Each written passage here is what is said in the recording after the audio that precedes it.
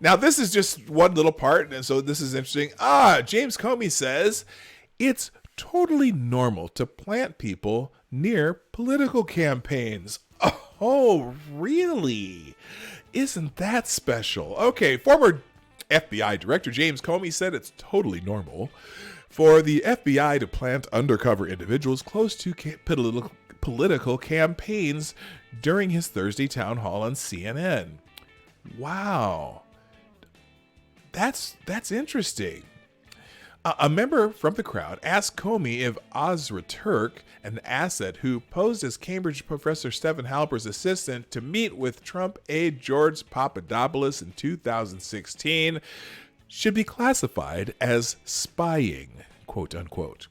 Turk's identity was uncovered publicly in a May 2nd New York Times report. Yeah, I'm not going to comment on a particular investigative step because that's for the Bureau to do, and I'm not in the government any longer. Oh, really? And why the hell are you doing a town hall? Because that's the only thing people care about you talking about, James Comey. Come on, dude. Stop lying. You're lying. Why you always lying? You always lying. Why you always lying? Stop fucking lying. I should start a musical career. Anyway, good morning, Max Del Rio. I already said hi to you. Never mind. Well, not never mind. I mean, I'm glad you're here, of course. All right. He continues, and you got to remember where we were at the end of July 2016, Comey answered. We knew the Russians were engaged in a massive effort to attack our democracy. Massive effort. All those Facebook ads. I mean, my gosh, that is a massive effort.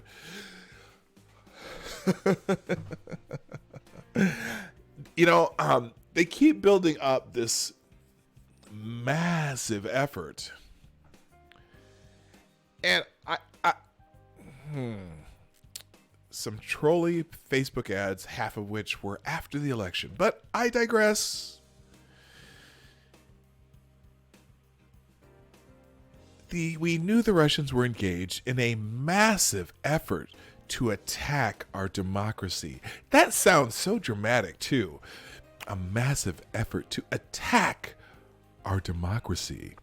And then we learned from an allied ambassador that one of President Trump's elect, he slipped there. Candidate Trump's advisors had been talking to a Russian representative long before that about dirt they had on Hillary Clinton that the Russians wanted to make available. You know what? That's not true. That's very interesting. Because that's not how Papadopoulos' story came about. What did he say here? That one of candidate Trump's advisors had been talking to a Russian representative long before that about dirt they had on Hillary Clinton that the Russians wanted to make available. No. Not in that case that he's talking. Anyway, I'm going to move on. Hello, John Magda. Nice to see you. Nice to meet watching Pro Jared's Social Blade. Ooh, I wouldn't want that dude. I had never. I know this is. I saw that and I got a comment on it. I'd never heard of Pro Jared before yesterday or the day before yesterday, and now I know more about Pro Jared than I want to know about any human on the planet. Oh, that dude is having. Oh, whoa. If you want to be in Pro Jared's shoes, press 1. If you want to stay the hell out of Pro Jared's shoes, press 2. If you just don't give a fuck about Pro Jared's shoes, press 3. At the tone. All right. Hey, Evil One, how you doing? All right. Comey reiterated assertions that the FBI doesn't spy, which he stated earlier this week on CBS This Morning. You said it's not spying. Why do you think Attorney General Barr used the word spying, which is obviously the word the president has used as well? CNN's Andrew Cooper asked. Oh, what a nice leading question, Anderson. That's, why don't you let the old hi y'all you need. Why don't you let the old questioner ask the question, since this is a town hall?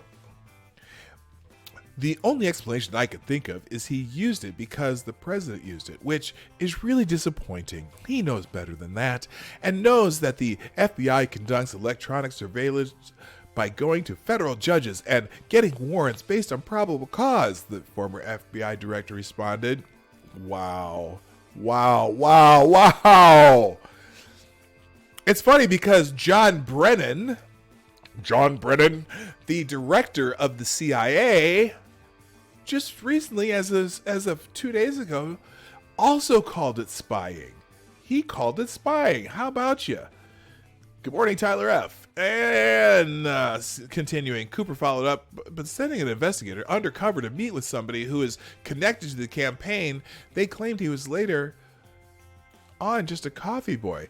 That's an extreme step. No, Comey. No, it's reasonable. That was the guy, Papadopoulos, who was the subject of the information we got from the Australians that he had talked to the Russians. What? So they're saying Andrew Dumbo Downer said that Papadopoulos was talking to Russians, but Papadopoulos never talked to the Russians. Papadopoulos, oh my God. There's so much. Hello, Necro. Of course I missed you. Okay. If you watch your window, what would you call it? If I watch, oh, dude. That'd be spying. If I watch you through your window, what would you call that? Let's just, oh my God, this dude. Here, let's play it. Oh, sound. And she's from Virginia, a student at Marymount. Here, I'm going to turn it up so you can hear it. She's from Virginia, a student at Marymount University. Will be starting law school this fall. Sabrina? Good evening, Mr. Comey. The New York Times reported that the FBI sent an investigator posing as an assistant to meet with a Trump aide, George Papadopoulos, in 2016. Does that qualify as spying? Now, first of all, so she's reading this off a card, which is curious to me. I don't know why, but it just is.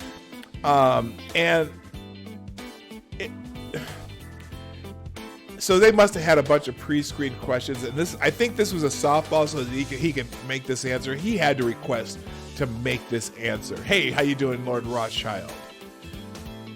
Who's that? Hey, Yankee? I missed something. Okay, all right, hang on. I'm not going to comment on a particular investigative step because that's for the Bureau to do, and I'm not in the government any longer. But yeah, we know you're not in the government any longer, but you might be getting a visit from the government pretty soon, James Comey. FBI doesn't spy to begin with. The FBI investigates. And you got to remember where we were in the end of July of 2016. We knew the Russians were engaged in a massive effort to attack our democracy. And then we learned from an allied ambassador that one of President-elect Trump's, or candidate Trump's, advisors had been talking to a Russian representative long before that about dirt they had on Hillary Clinton. But did you have any corroboration of that? Did you investigate that?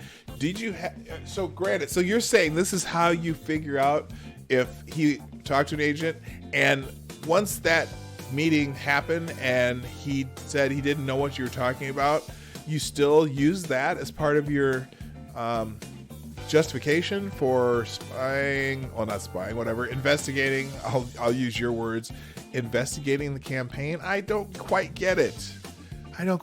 Here, let's go. The Russians wanted to make available. We all should have been fired if when we learned that we didn't investigate to figure out, is there a connection between any Americans and this Russian effort? Or should you have warned the campaign that this could have been happening, called a defensive warning, which most campaigns would have got the courtesy of doing. No, you use it as an opportunity to do more covert investigating. Ladies and gentlemen in my audience, please tell me what I mean by the word covert investigating. It's a one-word answer. Put it in the chat. Covert investigating. What does that mean? Used as an opportunity to do more covert investigating of the campaign rather than warning them that this is a possibility, like most people would have gotten a courtesy call for. Hey, Reason Vision, nice to see you. There's a whole bunch of people coming here. Nice to see you for a long time. Oh, yep, thank you. I'm getting the right answer. A whole bunch of spying going on. Move over, baby. Whole lot of spying going on. We're chasing Papadopoulos. He got some chickens in the barn. Yeah, that didn't really work out. Okay. And the FBI, in my view, took very reasonable steps, careful steps to try and understand, is that true? And I can't believe Republicans would have wanted it any other way. And we acted in a responsible, limited, and constrained way. I'm proud of the way we conducted ourselves. Really? Then how about the old Steele dossier? How about that one? Oh, my God. You said it's not spying. Why do you think Attorney General Barr used the word spying, which is obviously the word that the president has used as well? I can't explain it. I mean, the only explanation I can think of is he used it because the president uses it, which is really disappointing. He knows better than that. And this guy is getting out ahead of a lot of things. And oh my gosh.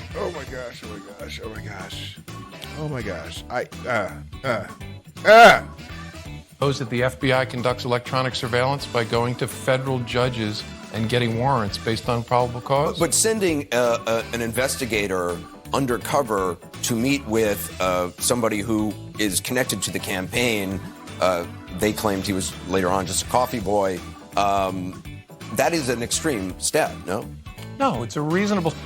That was the guy, Papadopoulos, who was the subject of the information. If Papadopoulos were actually doing what they thought he was doing, they should have warned the Trump campaign, because Papadopoulos was new to the campaign. If they thought the Russians were actually trying to infiltrate the campaign, called a defensive measure, which is a courtesy that a political campaign should have received. Oh my God, you're just so full of shit. Come on, Comey. We got from the Australians that he had talked to the Russians. Did you sign off on the investigator going? I don't remember talking about that particular step of my team. I knew they were trying to see if they could check it out. That's a totally normal step. See if you can get somebody close to the person and see if they'll confirm what we heard from the Australians. How involved were you overall overseeing the investigation? Because again, this is an investigation where at this point on the Papadopoulos, Donald Trump had already been named the candidate for the Republican Party. Yeah, I was involved the way the director should be involved, briefed on it on a regular basis, but the director never runs an investigation. But they kept me closely informed because I had told them, this is important. I want it kept very close hold, but do what you need. Yes, Andrew McCabe, Peter Strzok kept you well informed, didn't they? To do under our authorities to figure out whether... So you're saying you're not sure if you knew they were sending somebody undercover to talk to Papadopoulos? Well, I don't want to confirm. I want to leave it to the FBI to confirm what investigative steps they took. That news article wasn't, I don't think, based on an official release, so I don't want to comment on particular steps. But in general, they would tell me we're following through to try and understand whether there's evidence to establish this. Okay, so we're gonna. Well, that's the end of it anyway. Hey, thank you, Pencalo, with the $2 Streamlabs super chat, and Pencalo says, "Hey, look at that Streamlabs work." Yes, I did fix my Streamlabs. If you'd like to help sponsor the show, we do take super chats via Streamlabs in the description down below. Also, even if you just want, you can help us out also by hitting that share button. I didn't tweet this out this morning, so I didn't do that. I don't know if I'm going to have any guests, but you can hit the share with the little arrow right down there. Also, hit the like button if you're here, or if you decide to leave, hit the like button on the way out. And if you're not already subscribed, please subscribe and ring the bell so that you make sure you get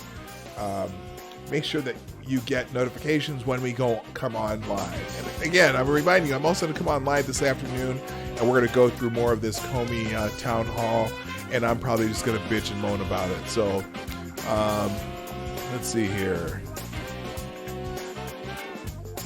Okay. Let me just do a little quick. One of the people I invited isn't going to be able to do it.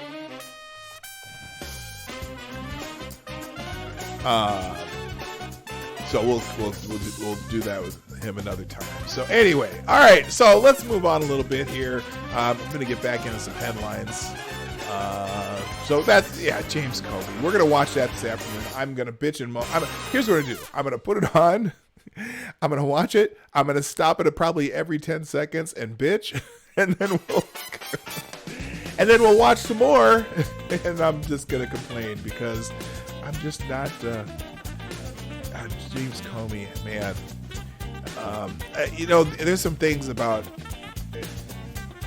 Well, let's just put it this way. I'm also going to pull up a clip from when James Comey was testifying before Congress, because I think there's a couple clips that I want to talk about that where James Comey absolutely lied when he was testifying before Congress under oath. So we'll show you those clips this afternoon too. But Comey's just not a good dude. He's just not.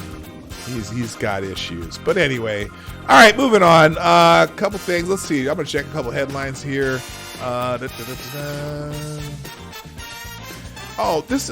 Here's another Daily Caller article. One thing that that Congress has done, as you're aware, the House Judicial Committee has voted on a party line vote to hold Bill Barr in contempt of Congress. Now, before the actually is an official contempt citation, the entire House has to vote on that, and it's possible there'll be negotiations and that will never happen. But because the Democrats are so completely butthurt right now about not having that collusion verdict from the 2-year-long investigation, they're right now just scrambling to do anything they can to bolster their case for impeachment. And so, and it's politics, whatever. But one problem that they have by having this contempt citation that they're swinging about, I shouldn't say swinging about when this kind of music's on, should I? But here's another article from the Daily Caller. Charging Barr with contempt could hurt chances of Mueller testifying. Now, I'm not sure they thought about that.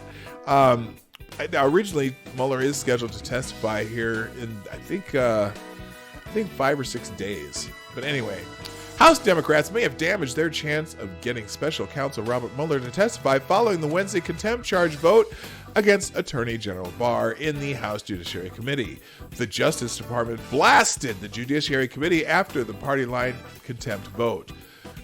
The only side who has made accommodations is the Attorney General, who made extraordinary efforts to provide Congress and the public with information about the special counsel's work, the DOJ said in a statement. Barr cannot comply with the House Judiciary Committee's subpoena without violating the law, court rules, and court orders. President Donald Trump said Thursday afternoon he will leave it up to Barr to decide whether Mueller would testify before Congress about the Russia investigation. Trump previously tweeted he did not want Mueller to testify before Congress, but the contempt charge vote seems to have changed the circumstances. As a result of Trump's announcement, Barr could order the Justice Department not to allow Mueller to testify if the Democrats decide to take the contempt charge against him to the floor for a vote. Democratic Maryland Representative Jamie Raskin, a member of the House Judiciary Committee, seemed unconcerned about this possibility. Well, first of all, the two things are unrelated. Well, no, they're not. And if we were used as a reason to try to block Mueller's appearance, then the Attorney General would simply be acting in a fit of pique, he said. Oh, pot, meat, kettle. Your contempt vote is a fit of pique. Or piqué. A fit of piqué. Which, who the hell talks like that? But in any event, Mueller has every right to testify, and he has a duty to come forward and discuss the findings of his investigation. Well, actually, he doesn't have to do anything. That's the whole thing. They did not have to make this report available, and he has no obligation to testify about it. There are no charges. Period. That's what they do. They decide whether or not they're going to charge or whether they are not going to charge. Good morning, Rolling Bear. Good morning, Chaos Eve. So I was waiting over for your I was waiting over on your other stream for you to start. Oh no, I'm sorry.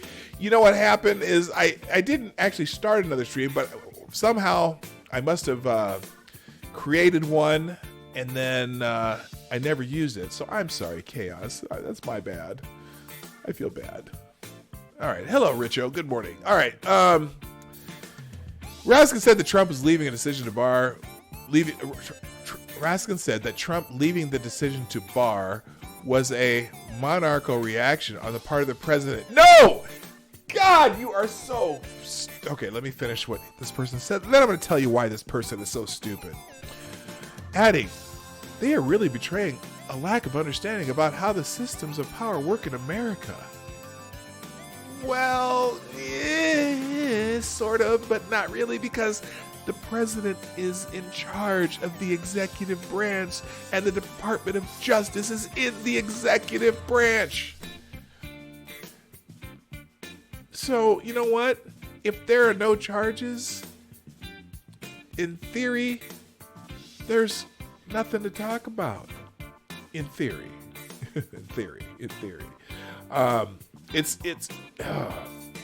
Yes, the Congress can request testimony. And the only reason I say this is because, okay, if you watched what happened in the 90s no, I'm sorry, not in the 90s, during the Obama administration, when they were trying to get Eric Holder to come and testify, and he refused to provide information on the Fast and Furious campaign, and it was a 9-month negotiation before Eric Holder was, they voted to hold him in contempt of Congress. But, you know, this whole executive privilege thing that's been coming up a lot over the last, several administrations. This was kind of a new thing because you didn't really hear about that, back in the 60s and 70s or even prior to that. But the whole executive privilege thing started becoming a thing kind of starting in the 80s and the 90s. And it's not a monarchical reaction. It's the head of the executive branch, which includes the Department of Justice, is the president of the United States. So if, you know what, that's the back and forth. They can fight with the president, they can fight with the executive branch, they can fight with the Department of Justice, but in the end, the head of the executive branch, per the Constitution, is the president of the United States. So there you go. You gotta know when to hold her. Know when to fold her. I'm just singing what Norman put on the screen there. That was pretty funny. Anyway, the special counsel report on Russian interference in the 2016 presidential election was not required by law to be released to the public, but Raskin and other Democrats point to the precedent of previous independent special counsels releasing their reports to Congress. And do you know why the special counsel's report on Russian interference in the 2016 presidential election was not required by law to be released to the public? Does anyone know why? Does anyone in my chat know why that is? Good morning, Johnny Hellcat. Does anyone in my chat know why that is? Because after the special counsel report, aka the Starr report, was released to the public,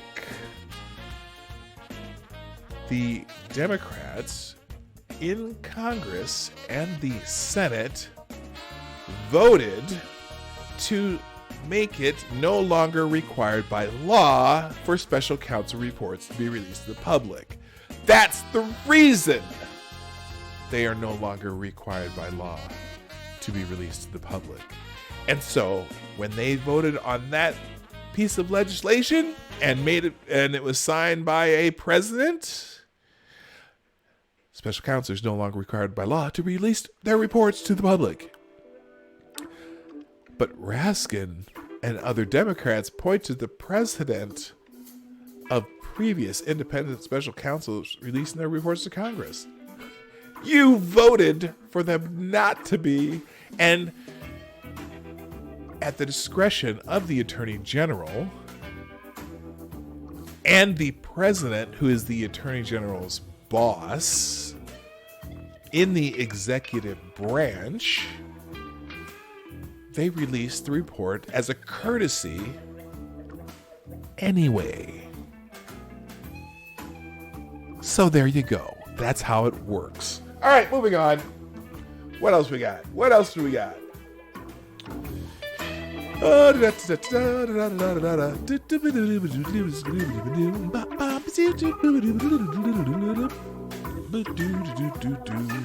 Sergei Kislyak. Should we talk about Sergei? No, Andrew Downer. Here we go. This is the Australian. Oh, it's another. See, now we got another. Daily Caller's on top of it today, but this is a good one too. Andrew Dumbo Downer, the Australian gentleman who tipped off the FBI. Let's read this one. Andrew Downer defends the FBI tip-off that sparked the Trump-Russia probe. In his most detailed remarks on the topic so far, former Australian diplomat Alexander Downer, who was a friend of Hillary Clinton, who was a supporter of Hillary Clinton, and absolutely could not stand Donald Trump prior to the election. Anyway, I'm going to skip the highlights. We're just going to get into this. Calling himself a warrior for the Western Alliance, former Australian diplomat Alexander Dumbo Downer defended sending in the tip that sparked the FBI investigation of then Republican presidential candidate Donald Trump's campaign. In his most extensive interview on the topic to date, Downer gave his version of a conversation he had with Trump campaign aide George Papadopoulos in London in May 2016 that would serve as a catalyst for the Trump-Russia probe. Now, before I even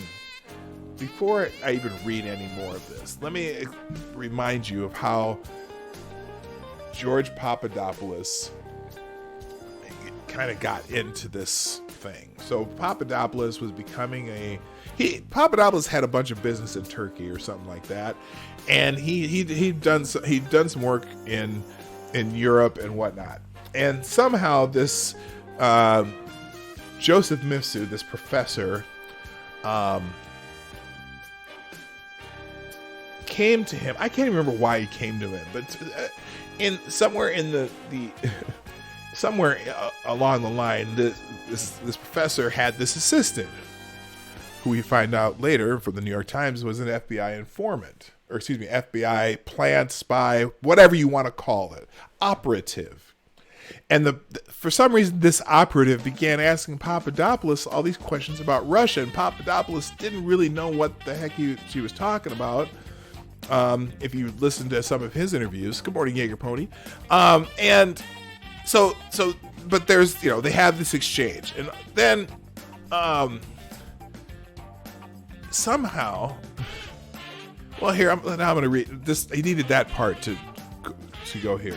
Downer, who served as Australia's top diplomat to the UK at the time, provided a memo he wrote following the meeting to the FBI more than 2 months. Oh, sorry, I skipped that. Okay.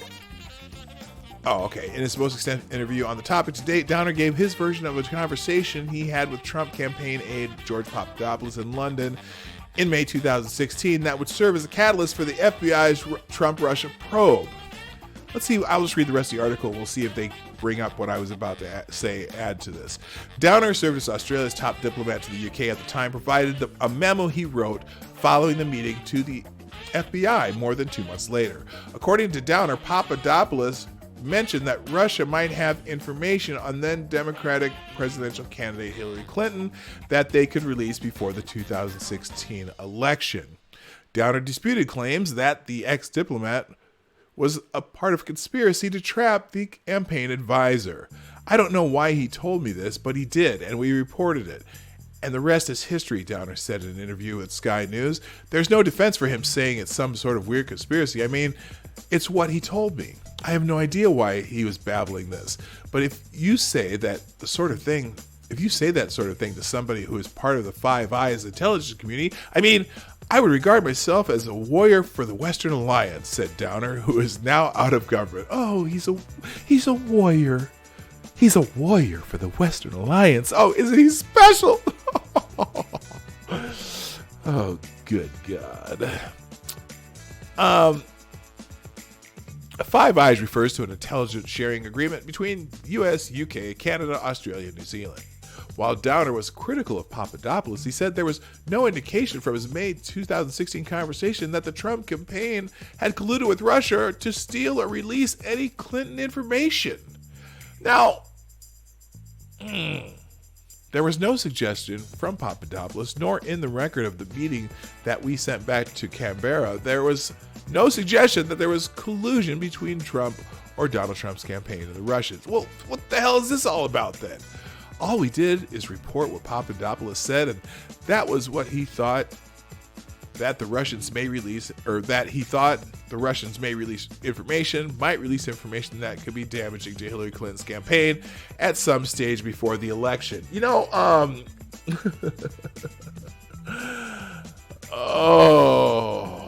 so again, we talk about how normally a presidential campaign would get what's called a defensive warning, or whatever. Would they say, you know what, we have intelligence that there may be someone trying to infiltrate your campaign or cause, make improper contacts with their campaign, and they did not do that. Good morning, Zombie Teddy. Welcome to the show. Okay, so here, let's see. This is the interview with Andrew. There was no suggestion from Papadopoulos, nor in the record of the meeting that we sent back to Canberra. There was no suggestion that there was collusion between Donald Trump or Donald Trump's campaign and the Russians. So, if there was no suggestion of that, why did they begin investigating that possibility? Why did they go and get the Steele dossier from the I'm just going to say from the DNC and Hillary Clinton campaigns, because that's basically where they came from.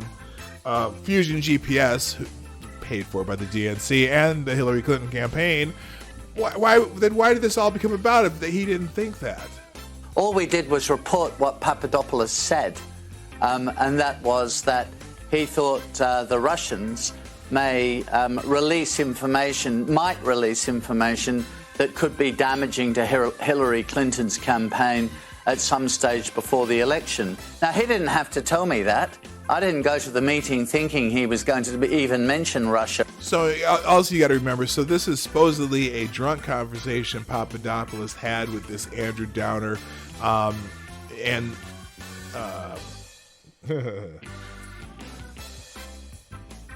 Anyway, after he had met with, I think this is after he had met with Mifsud and this FBI operative spy.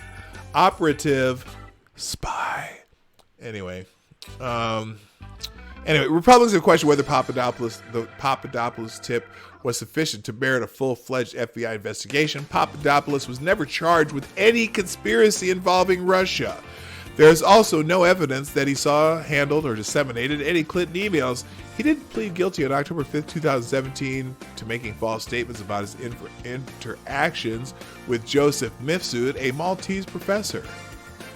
Papadopoulos claims on April 26, 2016, Mifsud told him during a meeting in London that the Russian government had dirt on Clinton in the form of thousands of her emails. Papadopoulos has denied telling anyone on the Trump campaign about Mifsud's remarks. He has also said he had no recollection of sharing the information from Mifsud with Downer. Papadopoulos met with Downer on another Australian diplomat, Erica Thompson, at the Kensington Wine Room in London, May 10, 2016. Papadopoulos, who lived in London at the time, had met Thompson several weeks earlier. He said that Thompson contacted him to set up the meeting with Downer. Downer said in the interview that he had no expectation that Papadopoulos would bring up Russian election-related activities. Now, he didn't have to tell me all that. Okay, so that's the part you just heard. Papadopoulos has speculated that Mifsud and Downer were working with Western intelligence agencies when they met with him. Though, well, somebody was working with Western intelligence agency because Mifsud had an assistant who was an FBI asset, as we just learned in the New York Times. Though the special counsel portrayed Mifsud as having Russian ties, the mystery professor also had close links to Western diplomats and intelligence agencies.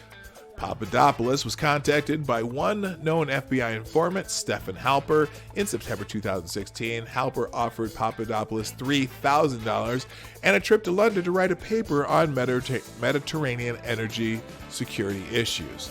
Halper was accompanied on the mission by a government investigator. Oh, that was later. That was Halper, not a Mifsud. Anyway, who worked under the alias Azra Turk. That's the one who was the asset. So I'm sorry, I got that wrong. But now here's another thing that's really strange. So in this report that Robert Mueller just put out, you know, some people who are missing as far as information in the report, there's no mention of Joseph Mifsud. Why haven't they interviewed him?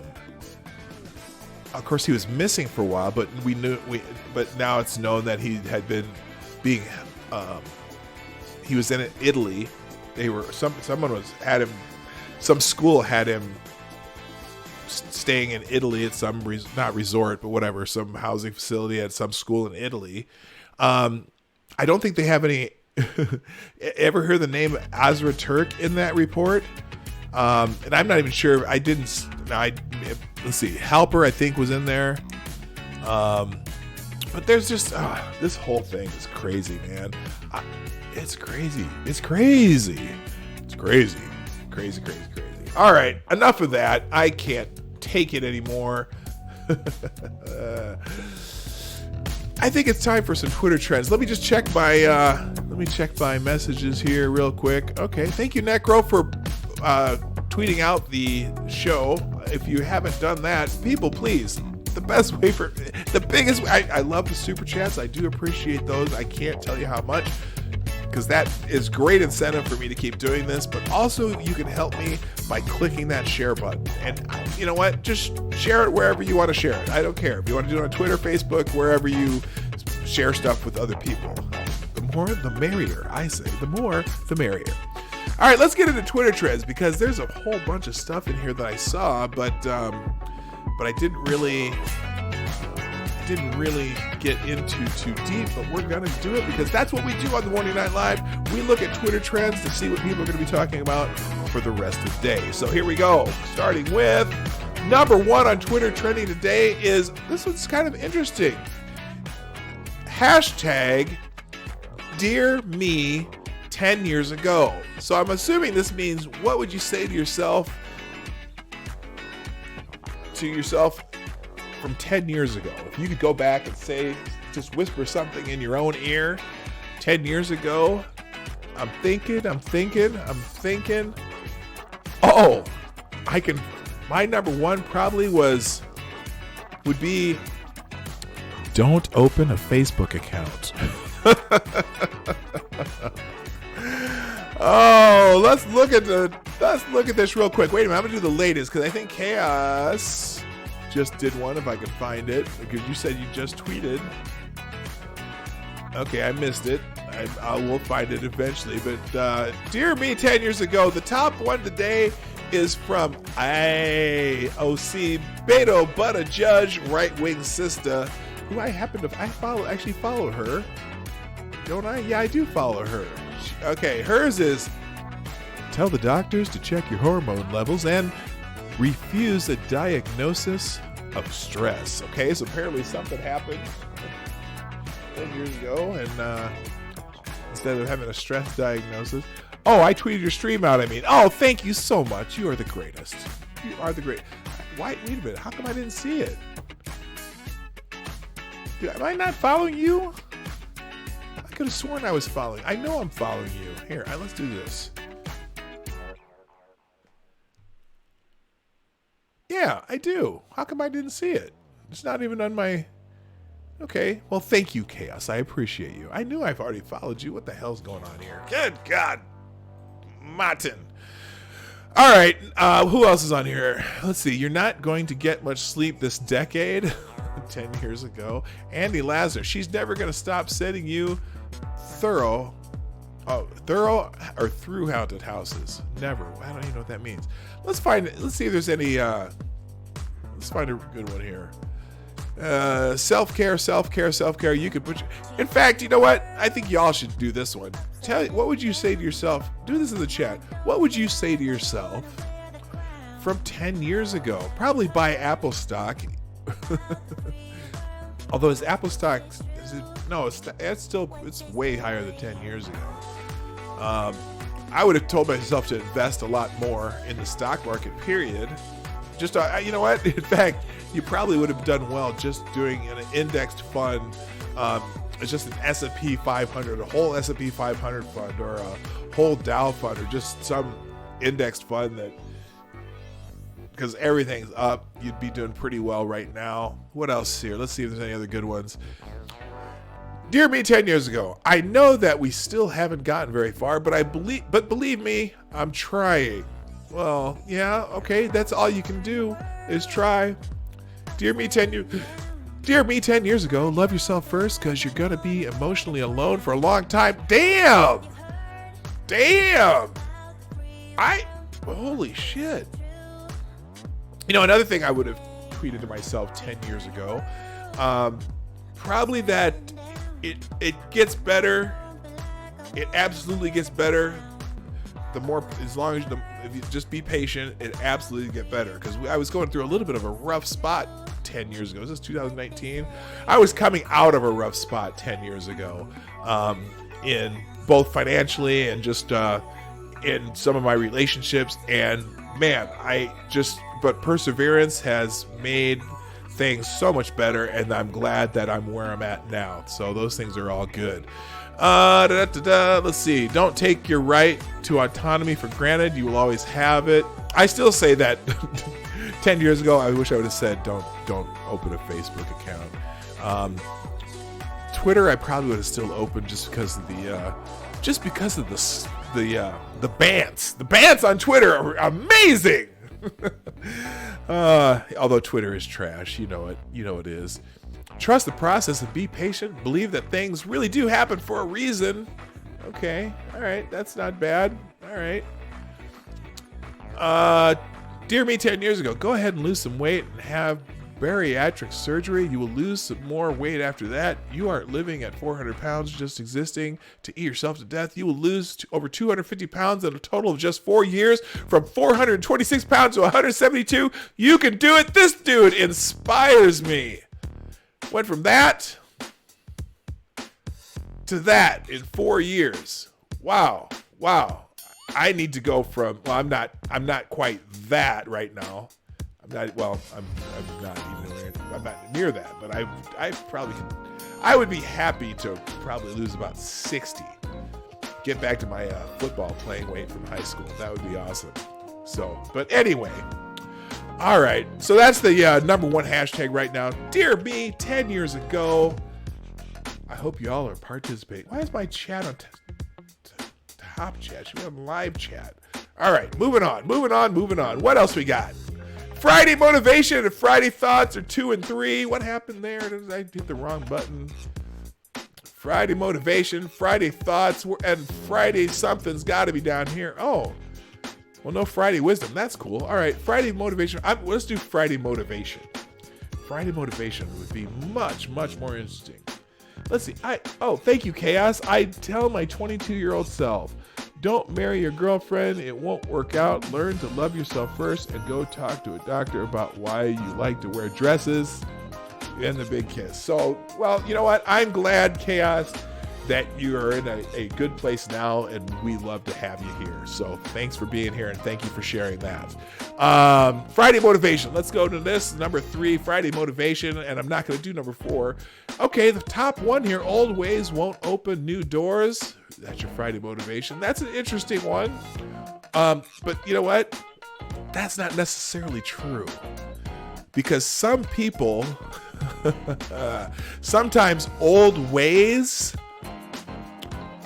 are very new to some people who just don't know any better. And so I got to tell you, that's so you'd be shocked at the things that someone like me has learned over my lifetime that my kids have no idea of why it works, and yet it's so new to them, they think I'm a genius. Norman Kita, in 4 years, one Yugoslavian gained and lost 400 pounds in Srebrenica concentration camp. Dude. Yeah, you.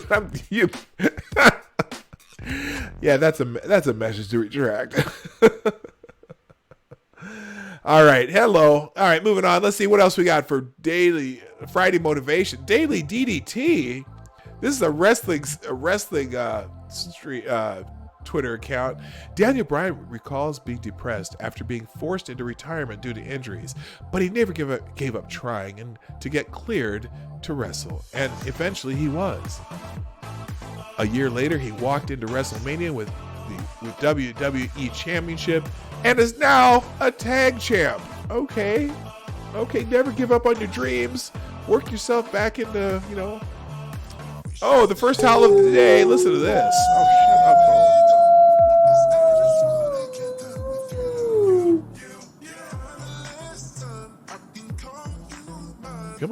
Come on, White Wolf. Wait, is that all you got? Come on, man.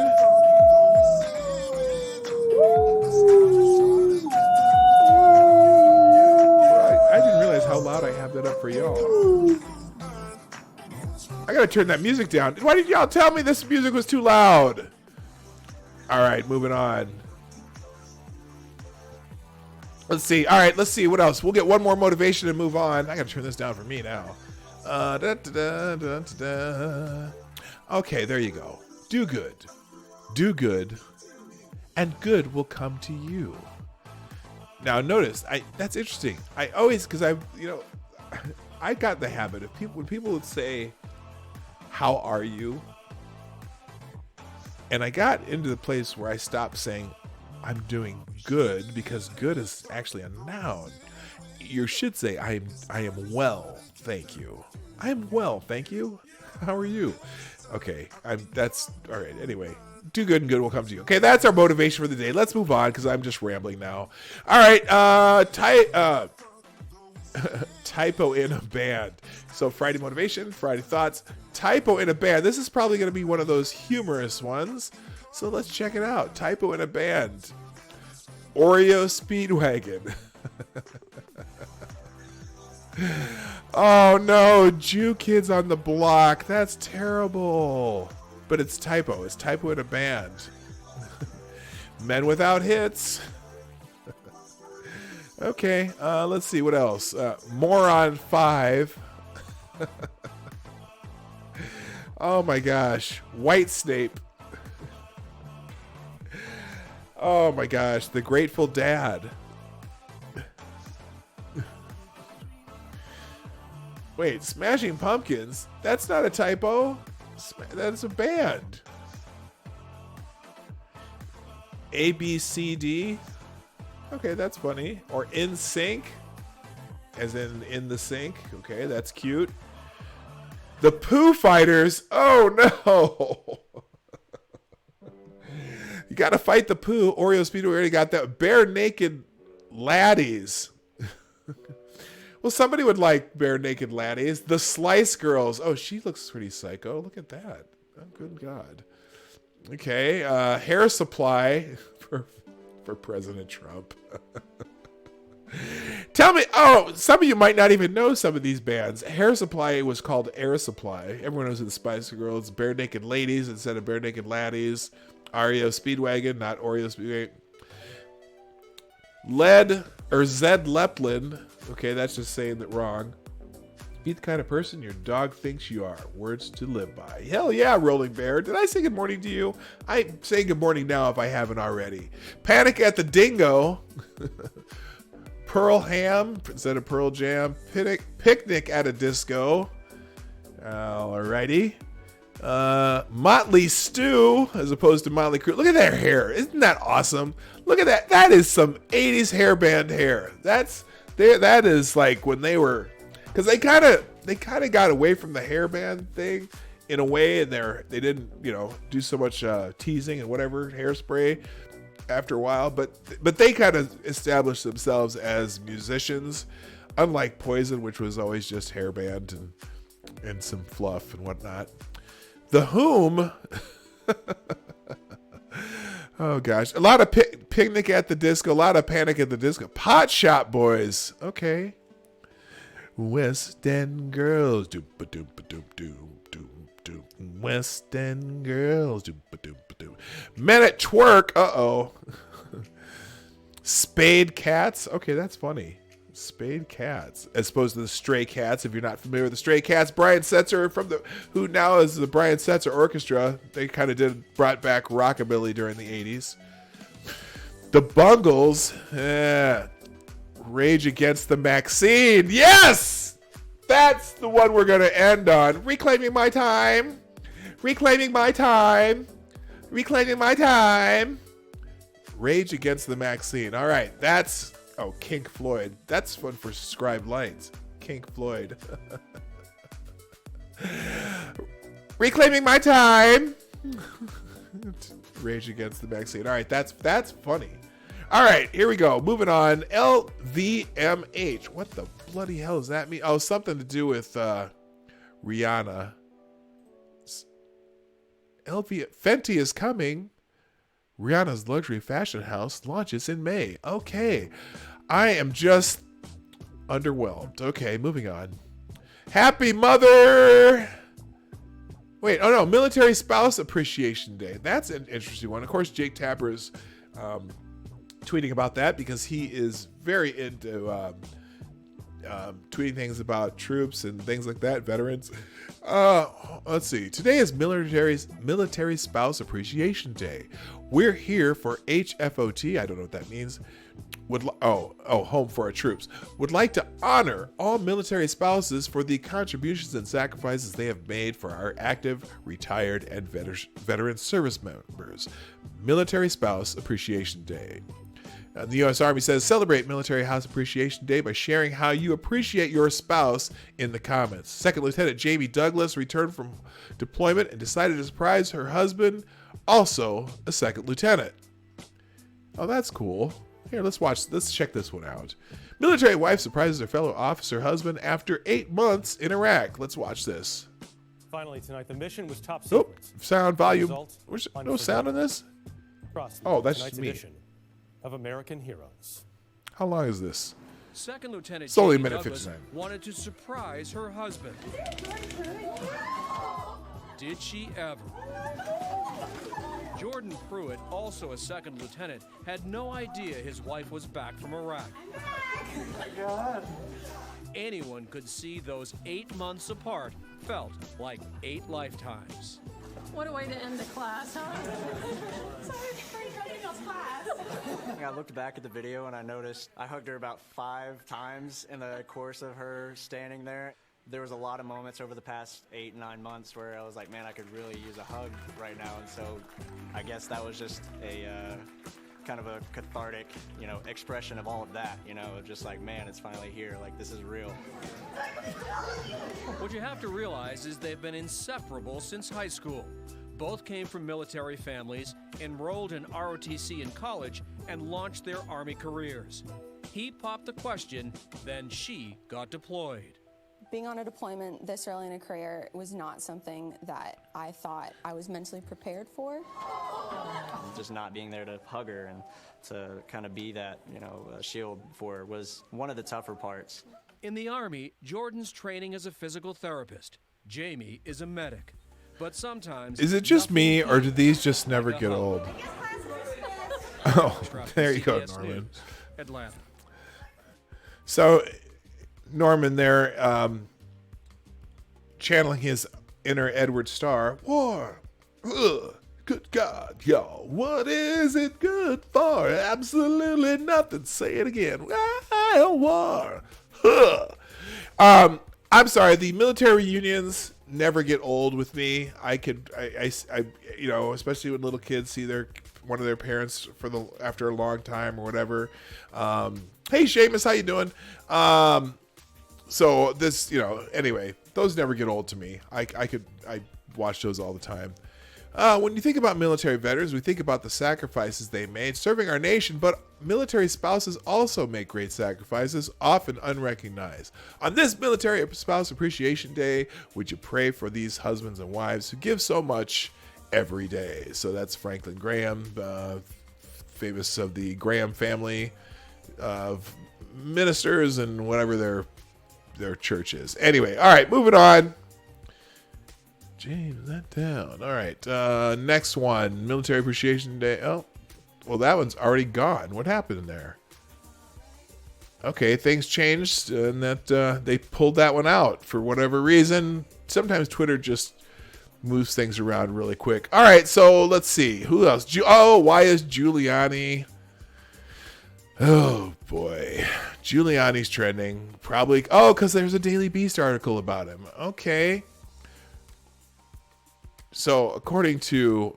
There's a whole bunch of stuff, a bunch of different articles. Apparently, Rudy Giuliani is going to travel to the Ukraine, Kiev. So let's just... All right, here's what we're going to do.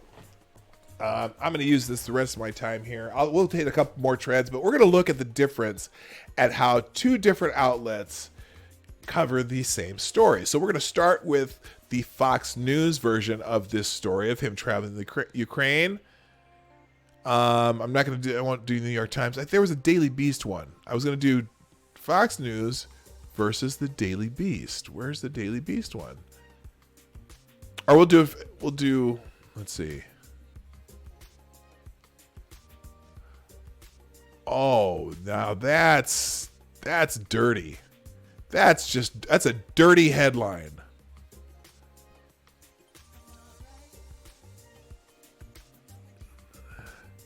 That's a dirty headline. Team Trump wants another foreign government's help for 2020. First of all, read the assumption in that headline. Trump team wants another foreign government's help for 2020. First of all, they didn't want a foreign government's help for the last one. And as per the special counsel's report, there was no collusion. So that's just a dirty way to oh my God, these people, I swear to God. Anyway, let's look at this. Apparently Giuliani will travel to Ukraine saying, oh, I see what you're saying. Saying countries' probes may be very, very helpful for Trump. Okay, I see where they went there. And there's a reason, because right now in the Ukraine and the Ukrainian government, there is a probe in Ukraine saying that they themselves meddled in the 2016 election at the request of the Democratic Party. Now, that's fantastic news, I suppose, if you were interested in investigating foreign countries meddling in an election in the United States. But apparently no one wants to talk about that particular one. So let's read this. This is going to be interesting. Let's read this. Trump attorney Rudy Giuliani said in an interview Thursday that he plans to travel to Ukraine to push the country's leadership on several probes that may prove very, very helpful to President Trump, as Republicans continue looking to turn the tables on Democrats and prove that they, not the GOP, were the party that improperly conspired with foreign actors. Ukrainian President-elect Volodymyr Zelensky, who takes office in June, will assume stewardship of two major ongoing investigations. Yes, there are already investigations into this, not by the United States, but by the Ukrainian government. One concerns evidence that the Democratic National Committee and Hillary Clinton campaign may have worked with Ukraine to illegally help Clinton by revealing damaging information about then Trump campaign chairman Paul Manafort. The other investigation pertains to allegations that former Vice President Joe Biden pressured Ukraine to fire its top prosecutor in order to take the heat off a prosecutor's probe into a company that employed his son as a board member. His son made millions off that deal. I'm going to tell him what I know about the people that are surrounding him and how important it is to do a full, complete, and fair investigation, Giuliani told the New York Times, referring to Zelensky. We're not meddling in an election. We're meddling in an investigation, which we have a right to do. Giuliani continued when pressed on whether his visit would be appropriate. And this isn't foreign policy. I'm asking them to do an investigation that they're doing already and that other people are telling them to stop. I wonder who's telling them to stop. I wonder, oh, who's telling them to stop? And I'm going to give them reasons why they shouldn't stop it, because that information will be very, very helpful to my client and may turn out to be helpful to my government. So, really, Giuliani is being a patriot. Who knew? Giuliani said he expects to travel to Kiev, Ukraine's capital, in the coming days. But Democrats, in turn, lashed out at Giuliani, accusing the president of asking a foreign government to investigate his political rival. Hold up there! They're already investigating his political rival.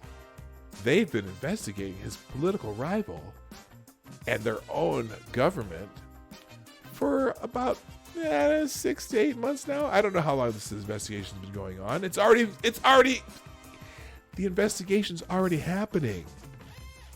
But apparently somebody's trying to stop it. Somebody doesn't want this information put out there. Haven't we spent a whole 2 years investigating whether or not a presidential campaign was seeking assistance from a foreign government to try to affect an election? Well, shouldn't we do that whenever we see evidence of that happening? Well, the Ukrainian government is doing that, but some people just don't want us to know about it. That's very, very, very interesting. But I digress. Democrats in turn lashed out at Giuliani, accusing the president of asking a foreign government to investigate a political rival. But Giuliani dug in, tweeting Friday, "Explain to me why Biden shouldn't be investigated if his son got millions from a Russian-loving, crooked Ukrainian oligarch while he was vice president and a point man for Ukraine." Last week, Ukraine's embassy confirmed that a DNC insider reached out in 2016 to raise concerns about Manafort. Given his previous work in the country, all ideas floated by the DNC contractor were related to approaching a member of Congress with a purpose to initiate hearings on Paul Manafort or letting an investigative journalist ask President Poroshenko a question about Mr. Manafort during his public talk in Washington, D.C. Ukraine's ambassador to the U.S., Valery Chali, said the the embassy representatives unambiguously refused to get involved in any way, as we were convinced that this is strictly a U.S. domestic matter.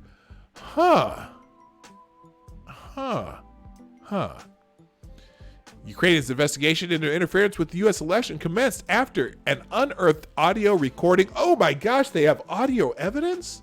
Showed that a senior Ukrainian anti-corruption official apparently admitted to leaking Manafort's financial information in 2016, including his ties to pro-Russian actors in Ukraine, to benefit Clinton.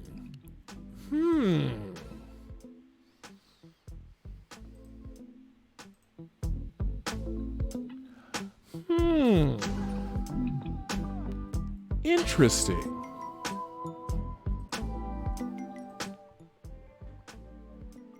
The eventual leak of the so-called Black Ledger files led to Manafort's abrupt departure from the Trump campaign. Yeah, I'm not going to read the rest of this article, but that's very interesting. Now let's go see how NBC treats this interesting little scoop. Where is it? Judd Land. I just saw Kyle Griffith. Okay, here's the NBC. Now here's the NBC's version. And notice how they spin this.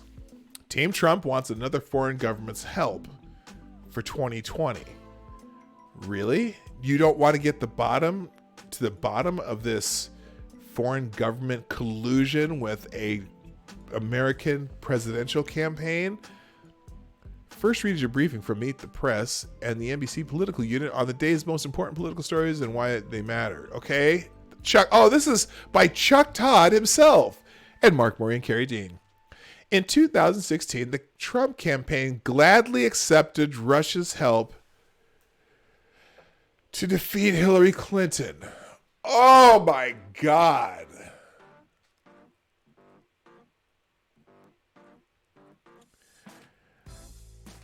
Again, anybody, is my stream off? Is there something going wrong here? Is this still working? Hold on, I got a problem. Or do I? Do I have an issue here? I hope not. Okay, looks like things are going. Put a 1 in the chat if you're still here. I want to make sure that this is working correctly. Oh, just that's my thing here. Okay. What the hell happened there?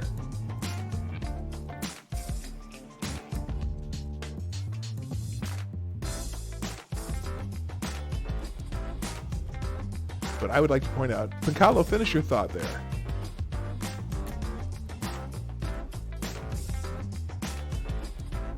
All right, you finish your thought. I'm going to go back to this article real quick, and then we're going to probably call it a day. All right, we're good. All right. You never tell sometimes. So now let's look at NBC's version of the same story. But this is gladly accepted Russia's help to defeat Hillary Clinton. Really? What exactly did Russia do that successfully helped the Trump campaign? Anybody? Again, so my question to Mueller or whoever else wants to talk about this investigation they had, what was the quantitative results of the Russian meddling? Can you point to anything the Russians did that had material that materially helped the campaign, that you could point to, that changed votes or changed anything that caused Donald Trump to win? Okay, out of the $1.3 billion the Clinton campaign spent, they exposed Hillary emails. We don't even know that they did that. Okay, they don't know because they never examined the DNC servers. To this day, they never did. The DNC is upset the Russians revealed that the DNC was trying to rig the election. Yeah, they revealed. Yeah, that's the other thing. You notice, so we've been talking about this for 2 years, but what haven't you heard much about? Okay, you heard it for like a couple days when it happened. what exactly was it? Let's say the Russians did hack the DNC and hack John Podesta. Let's say that's a fact. Okay, let's say it's a fact, and then they gave it to WikiLeaks, and then WikiLeaks reported on it, reported on it because they're a publisher and that's what they do. Kind of like the Pentagon Papers. Let's say all that's a fact, okay? And let's say, fine, Trump's campaign had nothing to do with it, although it happened. Okay, let's say that that is a fact, and we, what was the information we got from those leaks? Nobody wants to talk about that at all. That the DNC kind of rigged their system in favor of Hillary Clinton? Check. That Hillary Clinton, and then also between her and Donna Brazile, Hillary Clinton controlled the DNC funds for pretty much everything. Check. That there were a lot of shenanigans going on with the DNC. Why did Debbie Wasserman Schultz have to resign? Because of the WikiLeaks information they got, whether it was from the Russians or not.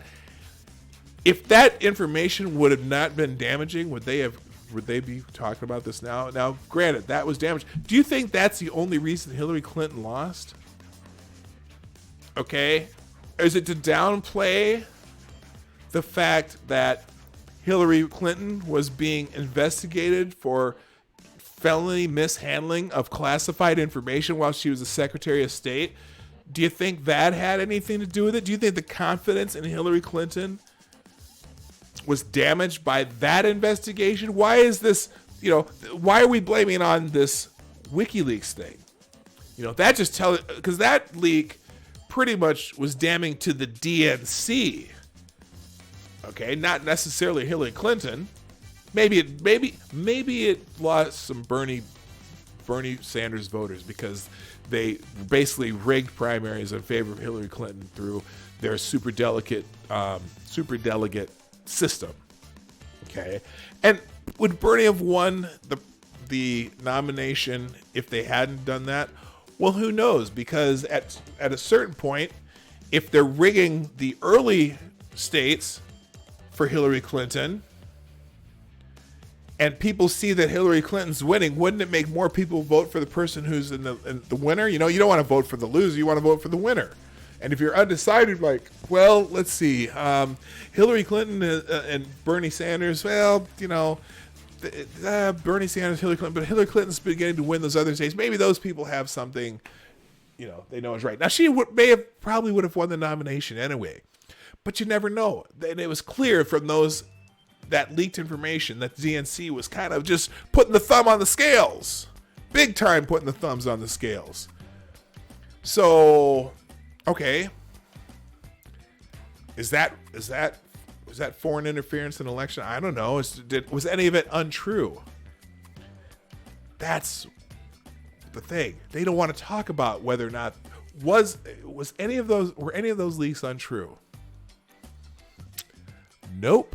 In fact, WikiLeaks, for whether you love them or hate them, has pretty much a spotless track record of putting out information that is verifiably true. Why did Debbie Wasserman Schultz leave her position as the head of the DNC? She resigned in disgrace. I don't know. Probably because the information was true. But you know what? No one ever talks about what was the information. What was the information they got from those DNC leaked emails? Didn't look good for the DNC now, did it? But, whatever.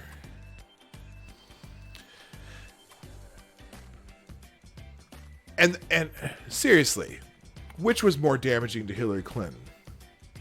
The fact that she, as a Secretary of State, was too dumb to understand how to handle classified information after being the first lady of the United States and being in the White House, after being a United States senator, and being a Secretary of State of the United States? You don't think that someone told her, hey, you know what, at some point over those many years, do you don't think anyone in the government said, you know what, here's the rules for handling classified information. You have to have it secured. It has to be in government secured facilities.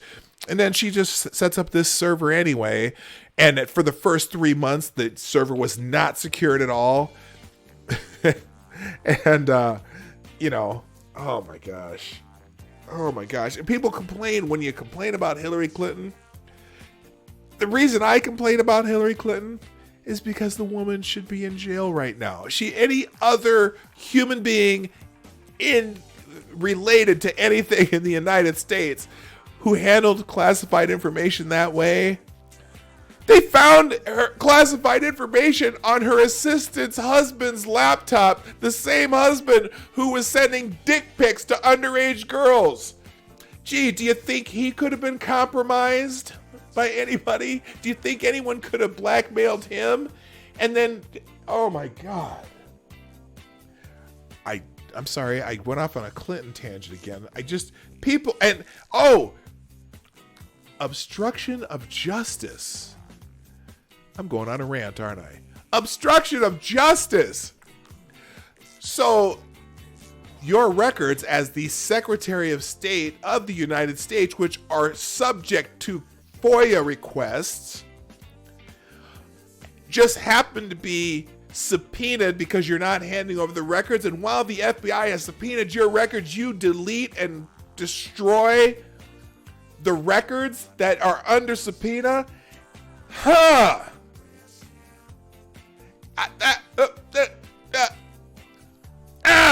Obstruction of justice? Hello? Oh my God.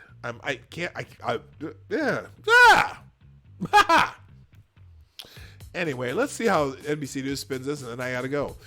2006, gladly accepted Russia's help to defeat Hillary Clinton. Oh, sure.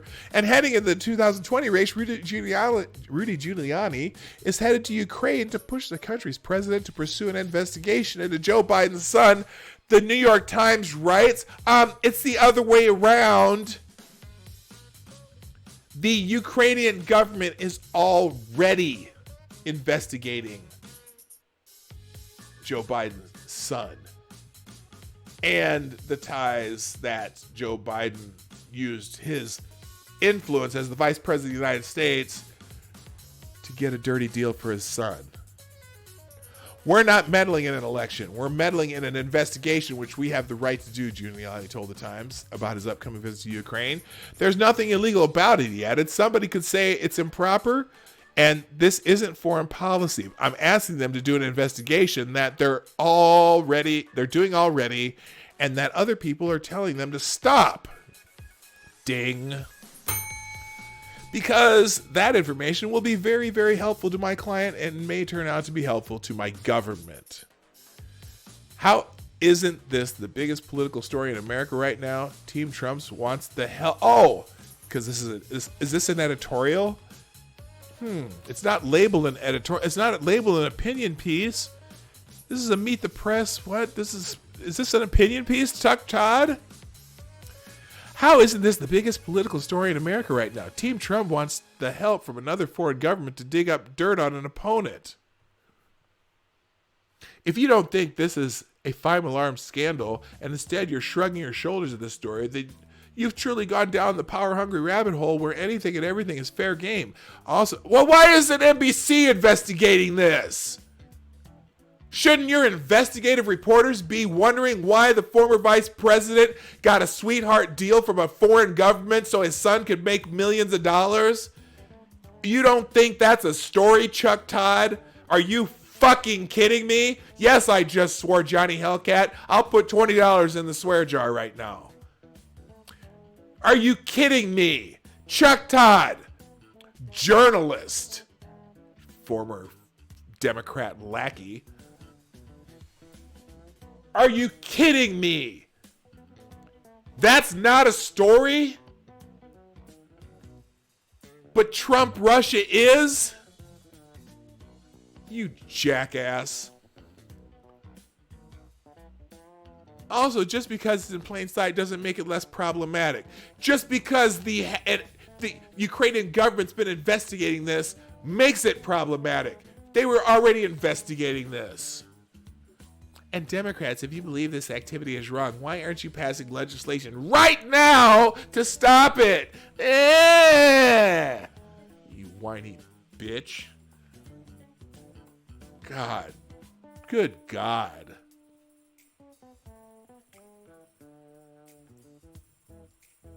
Okay, so that's, yeah, they're not, that, you gotta be kidding me. You're covering for crimes that have probably been committed by someone in your government, but, oh, it's not Orange Man, so it's not bad. It's not Orange Man, okay, it's only the Orange Man's bad. God, you motherfuckers. Yes, I am swearing. Hi, what now? And still no one talks about Hillary telling China to go after Trump's taxes. Yeah, you know, granted, she was being facetious too, but hey, amazing. Just a couple days after Hillary Clinton says China to go after Trump's taxes, they release transcripts from his 84 to 90 or 85 to 94 taxes, which tell you lost $1 billion. Here, let's finish on this note. Okay, New York Times. Why is that news? Okay, you are in, what city are you in, New York Times? What city are you based in? What's that? Here, let me shut this stupid article off. What city are you based in, New York Times? Oh, New York. Holy shit, New York Times. You dug up his transcripts from 1985 to 1994 and realized that he wrote off $1 billion in losses over that 10-year period?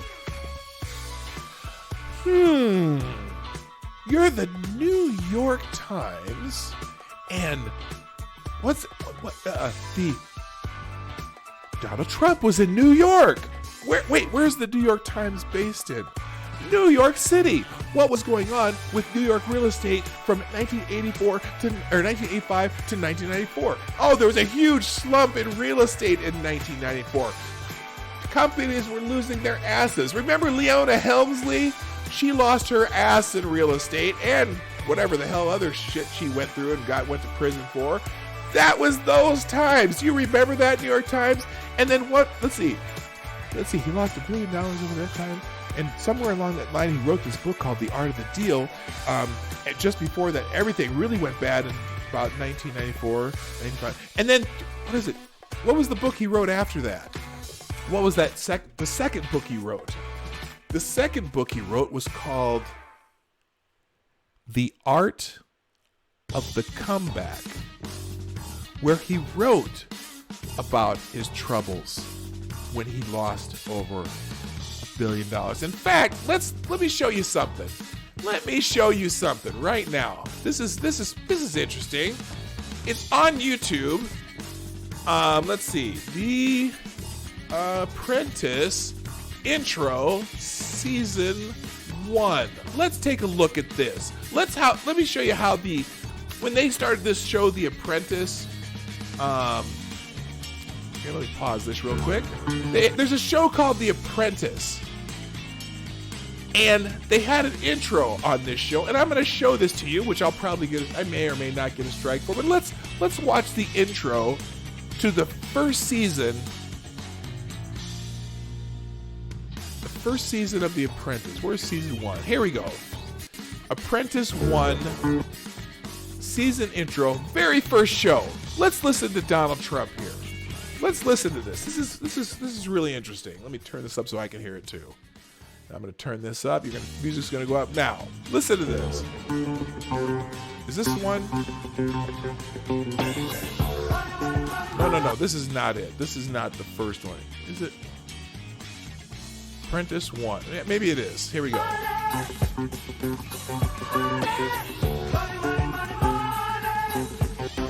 Okay, this is not the one. Hang on a second. I'll get the right one. Here, let's go season 1. Season 1 intro. Wait till you let's just... Here it is, right here. Listen to this. This is amazing. The New York Times couldn't find this. New York, my city, where the wheels of the global economy never stop turning. A concrete metropolis of unparalleled strength and purpose that drives the business world.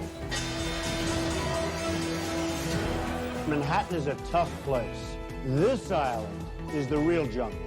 If you're not careful, it can chew you up and spit you out. Listen to this If you carefully. work hard, you can really hit it big. And I mean really big.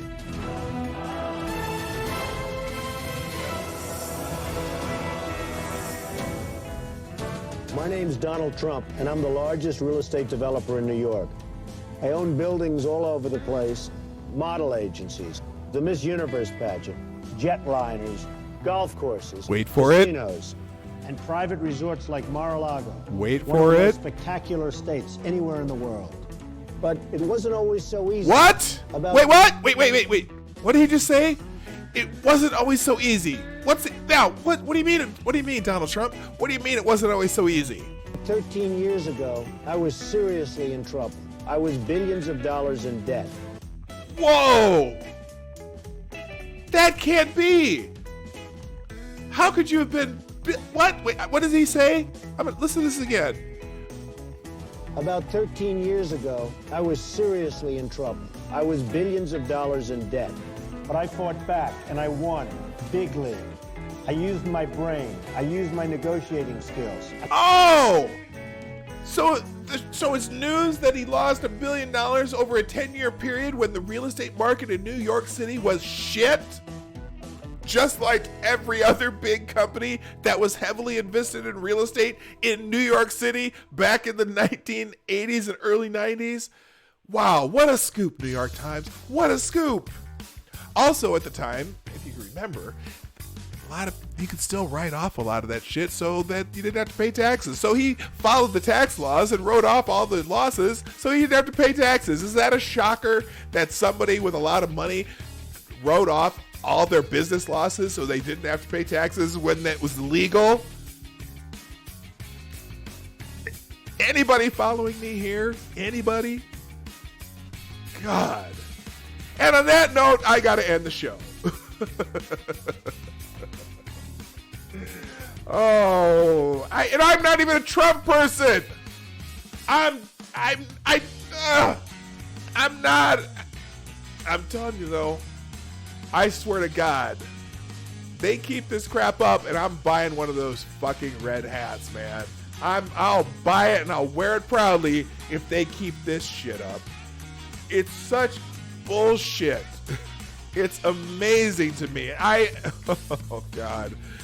Oh, my mom will have a heart attack if she sees me wearing one of those hats. Oh, what did I do there? There we go. Giuliani. God, this story is just incredible. How isn't this the biggest political story in America right now? Team Trump wants help from another foreign government to dig up dirt on an opponent. No! But I'm sure the American Justice Department probably is pretty interested in that story. Or they should be, since they spent 2 years... They spent 2 years investigating one campaign for that kind of stuff, now didn't they? Foreign collusion. Anybody? Foreign collusion? You've ever heard that phrase before? Foreign collusion? Oh my goodness. Ladies and gentlemen, thank you so much for being here today. I was going to try to hit a couple more Twitter trends. Julie Garland's trending, probably because it's there's going to be a biopic. Renee Zellweger is going to play Judy Garland in a biopic. That's exciting. Maybe that might work. Who knows? She's Air Drake. Is there a new shoe or what's this? Oh no, Drake bought a plane. Okay, there you go. Okay, that's Some rich guy bought a plane. That's trending. Chobani, something about yogurt, maybe? The CEO of Officers... Oh, look at that. Offers to pay off school lunch debts in Rhode Island. Apparently there was a big hubbub in Rhode Island. A bunch of kids were behind on their school lunch accounts. And so the school said, well, we're just going to serve them cold sandwiches instead of a hot lunch. Which I'm trying to say, what? Who cares? If they're still getting a cold sandwich, I bet I'd rather have a cold turkey sandwich than a hot plate of fried ass chicken fingers. Who cares? But apparently that pissed everybody off. Oh, well, you're penalizing poor kids. No, the poor kids get free lunch anyway, you dumbasses. It's the kids whose parents aren't sending money to school to pay off their damn lunch accounts. But but the children. So anyway, this Chobani country's offers, Chobani, the yogurt people are offering to pay off the school lunch debts in Rhode Island. Okay, whatever. Chobani is an immigrant, and immigrants and refugees make up 30% of his New York State company. So I'd like to hear some they're not setting their best bullshit so that I can kick someone in their balls today. Well, go. This is Big Brown. Go fuck you. Yogurt company Chobani donated nearly $50,000 to help cover lunches after school said students would be getting cold sandwiches instead of hot meals because of debt. Warwick Public Schools has now reversed that. No child should be facing anything like this. What the fuck's wrong with a cold sandwich? Peanut butter is more nutritious than fucking pressed chicken parts. Come on. So what? They didn't say they weren't going to give them... Milk's cold. Is milk okay for a cold lunch? I'm sorry... Oh, could it be a cold bologna sandwich? Fuck. Go to hell. I'm fired up today. I'm fired up. Lucy Willis. All right, I got to get out of here. Who the hell is Lucy Willis? Google Doodle honoring Lucy Willis and her pioneering medical research on prenatal anemia. All right, cool. Way to go, Google. Although I'm waiting for Google. When's Google? You know, they do a Google Doodle for all these people, which is cool. I have no complaint about that. That's cool. Honoring people who do incredible things. They should do that. But they also kind of, they always do a doodle for some of these, like Muslim holidays for Eid and Ramadan and Hindu holidays and this holidays. But you ever notice how they always kind of skip the Christian holidays? I mean, I don't give a shit. But they always they'll do everybody's holidays but the Christian holidays because, Christians don't know it. Fuck the Christians, right? Anyway, I gotta sneeze. Oh, I'm sorry. I don't even have this. I'm so fired up. I can't even do this. All right. Doug Peterson. Who's that? I don't know. Who cares? Oh, okay. Someone in the Philadelphia I don't care. Eagles. Stunna's got to be some kind of. Stunna. Who the fuck's Stunna? Hold on, your Stunna. Okay, I don't know who Stunna is. Some brother doing something. Probably something to do with sports. Party City. Balloons. Helium is the second most abundant element in the galaxy, yet Party City is struggling to find enough of the gas to fill balloons. Oh no! They're going to close 45 stores because of the world's helium shortage. What? Okay, okay. Sorry, Party City's going down. Because you know why Party City's really going down? Probably because you can buy the shit at Target, and you can buy the shit at Walmart, and you can buy the shit at the dollar store, and you can buy the shit just about anywhere else. And Party City is just kind of signs, doom ba doom doom, sign of the times, doom doom ba doom doom, doom doom doom. Went to Party City and they didn't have any helium, so I had to go to somewhere else, like Walmart or Dollar City or whatever fucking else. Whatever. Party City's going down. Bye, Party City. Burkina Faso. What's happening in Burkina Faso? France freed an American hostage in Burkina Faso. 2 special ops officers died. Oh, that's sad. French Special Forces rescue 4 hostages in West Africa. 2 French soldiers died in the operation. So, man, okay, something to thank France for. That's good. Jim Baker, he's the FBI former counsel, confirms Andy McCabe's account of opening counterintelligence investigation on President Trump and briefing it to the Gang of Eight. McCabe also said no one objected, not on legal grounds, not on constitutional grounds, and not based on the facts. Okay, we're going to find that out. For real, former FBI General Counsel Jim Baker defends form of disclosure to FISA court about political origins of Steele dossier info, says full page footnotes was red light to judges familiar with the wiretap applications and not specifically naming funder is standard minimization practice. Yeah, all right, we'll find out. He'll probably be trending. All right, that's enough for today. I gotta go.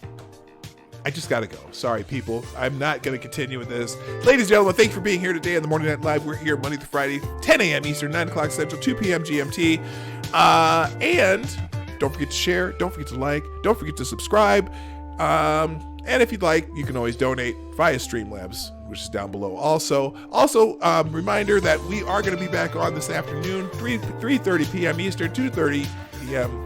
Central, 8:30 p.m. GMT, and we're going to go through the James Comey Town Hall and just laugh and cry and whatever you need to do when you're watching that pile of bullshit. So, hey, thanks for being here today. My name is Dawg Knight, and I got to go, and I am out of here. Bye.